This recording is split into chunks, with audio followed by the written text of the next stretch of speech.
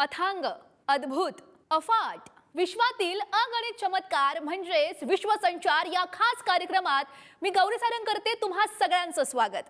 स्वप्नांपासून विज्ञानापर्यंत, आजच्या वर्तमानापासून उद्याच्या इतिहासापर्यंत, पण जगभरात अशाही काही घटना आहेत ज्या कल्पनेच्या पलीकडच्या आहेत। याच रहस्यांचा उलगडा करण्यासाठी आणि जगाची सफर घडवण्यासाठी सज्ज व्हा। सुरू करूयात एक असा प्रवास ज्याचं नाव आहे विश्वसंचार। आजच्या या धकाधकीच्या आणि वेगाने धावणाऱ्या जीवनशैलीत स्वतःला फिट ठेवणं हे एक मोठं आव्हान बनलंय। पण फिट राहणं म्हणजे फक्त शारीरिक ताकद नव्हे तर मानसिक शांतताही तितकीच महत्त्वाची आहे। आणि नेमका हाच शांततेचा मार्ग दाखवतोय आपली योगविद्या। शरीरातील स्ट्रेस हार्मोन्स म्हणजेच कॉर्टिसोलची पातळी कमी करून नैराश्याला दूर ठेवण्यात योगासन आणि प्राणायाम कशा प्रकारे मॅजिक ठरतायत यावर तज्ञांनी नेमकं काय म्हटलंय जाणून घेऊयात। आजच्या वेगवान आणि ताणतणावाच्या जीवनशैलीत केवळ शारीरिक नव्हे तर मानसिक आरोग्य उत्तम राखणं हे एक मोठं आव्हान बनलंय। या पार्श्वभूमीवर योगविद्या मानसिक स्वास्थ्यासाठी अत्यंत प्रभावी आणि नैसर्गिक मार्ग म्हणून समोर आली आहे। योगासन आणि प्राणायाम केवळ शरीराला लवचिकता देत नाहीत तर मनाला शांत करून मानसिक आरोग्य सुदृढ राखण्यात मोठी भूमिका बजावतात। तज्ञांच्या मते आधुनिक जीवनशैलीमुळे शरीरामध्ये कॉर्टिसोल सारख्या स्ट्रेस हार्मोनची पातळी वाढते, ज्यामुळे चिंता आणि नैराश्य वाढतं। मात्र नियमित योगासन आणि खोल श्वासोच्छ्वास म्हणजेच प्राणायाम केल्यानं या हार्मोनची पातळी लक्षणीयरित्या कमी होते।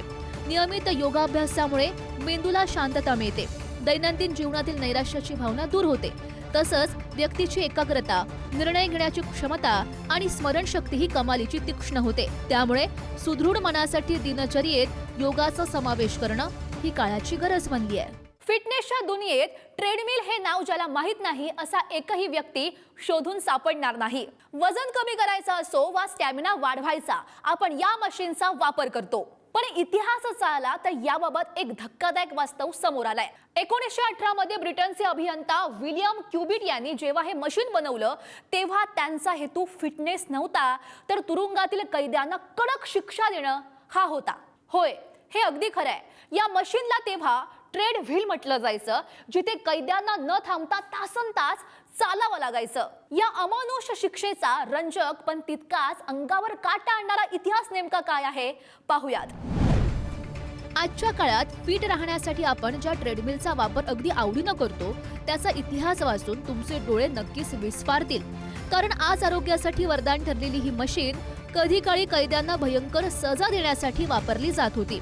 1818 मध्ये ब्रिटनचे अभियंता विलियम क्युबिट यांनी ट्रेडव्हील नावाचं एक महाकाय मशीन तयार केलं। यामागचा उद्देश फिटनेस नसून तुरुंगातील कैद्यांना शिस्त लावणं आणि त्यांच्याकडून कठोर परिश्रम करून घेणं हा होता। हे यंत्र म्हणजे कधी न संपणाऱ्या पायऱ्यांसारखं होतं।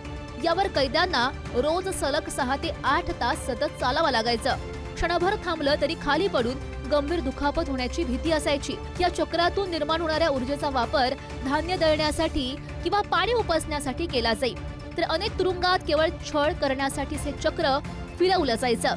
अखेर हा अमानुष शारीरिक आणि मानसिक छळ पाहून 19व्या शतकाच्या शेवटी यावर पूर्णपणे बंदी घालण्यात आली आणि हेच क्रूर यंत्र काळाच्या ओघात बदलत जाऊन आज आपल्यासाठी फिटनेसचं सगळ्यात मोठं साधन बनलंय।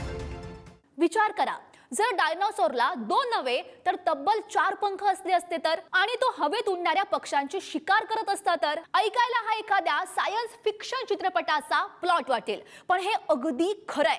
शास्त्रज्ञांना एक अशा अद्भुत डायनोसॉरचा शोध लागलेला आहे जो दिसायला एखाद्या लहान ड्रॅगन सारखा होता आणि झाडावरून झेप घेत थेट हवेतच पक्ष्यांना फस्त करायचा। करोडो वर्षांपूर्वी पृथ्वीवर धुमाकूळ घालणाऱ्या या 4 पंखांच्या रहस्यमय शिकाऱ्याची थरारक कहाणी पाहूयात। पुरातत्व शास्त्रज्ञांनी एका अत्यंत दुर्मिळ आणि थक्क करणाऱ्या डायनोसॉरचा शोध लावलाय आणि अंगावर पिस असलेला हा शिकारी डायनोसॉर कोट्यावधी वर्षांपूर्वी चीनमधील जंगलामध्ये वावरत होता। एखाद्या उडणाऱ्या खारीसारखी एका झाडावरून दुसऱ्या झाडावर झेप घेण्याची आणि हवेतच पक्ष्यांची शिकार करण्याची त्याची क्षमता होती। वैज्ञानिक मासिकात प्रसिद्ध झालेल्या संशोधनाच्या नुसार या नव्या प्रजातीचं नाव जॅन चांगमाइन्सिस असं ठेवण्यात आलंय। हा डायनोसॉर प्रसिद्ध वेलोसिराप्टर हा जवळचा नातेवाईक असून तो मायक्रोरॅप्टर्स गटामधला होता. जुरासिक पार्क या चित्रपटातील मोठ्या डायनोसॉर पेक्षा हा पूर्णपणे वेगळा, म्हणजेच वजनानं हलका आणि अंगावर पिसं असलेला होता. जीवाश्माच्या पुराव्यानुसार त्याच्या हात आणि पाय दोन्हींवर लांब पिसं होती, ज्यामुळे तो 4 पंख असलेल्या एखाद्या लहान ड्रॅगन सारखा दिसत असावा. चीनच्या चांगमा बेसिन मध्ये या डायनोसॉरचा डावा खांदा आणि पुढच्या पायाचा भाग जीवाश्माच्या रूपात सापडलाय. कार्नेगी म्युझियमचे वरिष्ठ संशोधक मॅथ्यू लॅमन्ना यांनी सांगितलं की या भागात पक्ष्यांचे 100हून अधिक जीवाश्म मिळालेत, परंतु पक्षी नसलेल्या डायनोसॉरचा हा एकमेव नमुना आहे. या शोधामुळे प्राचीन काळी पक्ष्यांची सुरुवात कशी झाली आणि ते उडायला कसे शिकले याबद्दलचे अनेक महत्त्वाचे धागेदोरे शास्त्रज्ञांच्या हाती लागण्याची शक्यता आहे. विचार करा, जर कुणी तुम्हाला सांगितलं की शास्त्रज्ञ आता कचऱ्याचा अभ्यास करून मानवी इतिहासाचा आणि वर्तनाचा शोध घेत आहेत, तर तुमचा विश्वास बसेल का? होय, पण हे अगदी खरं आहे.